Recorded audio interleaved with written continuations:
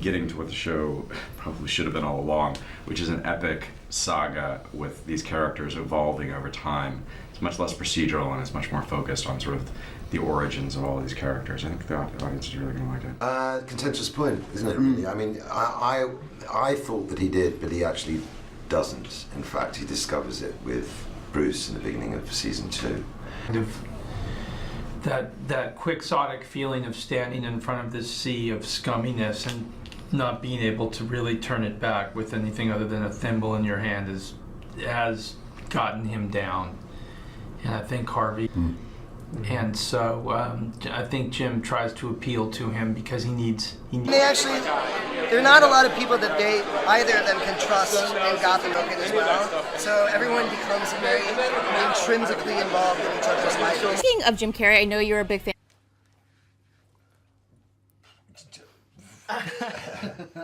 I mean, I think it's incredible. I think like it's opened up this whole new avenue of storyline that we can explore. And I also I'm really excited about the monster aspect.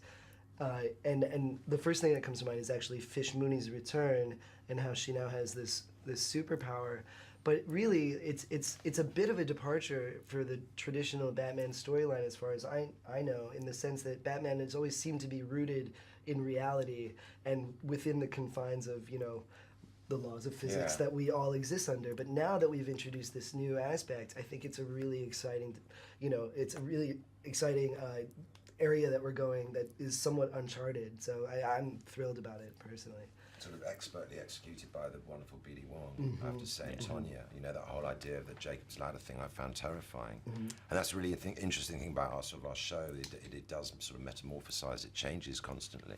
And just finding in sort of an underbelly, another sort of undercurrent to our show. Original character was great, but now I get to join most of these guys and jump into the canon and be part of history. So yeah, I'm super excited. Really had before because she doesn't have any siblings that she knows of, but she has never had a good relationship with her mom.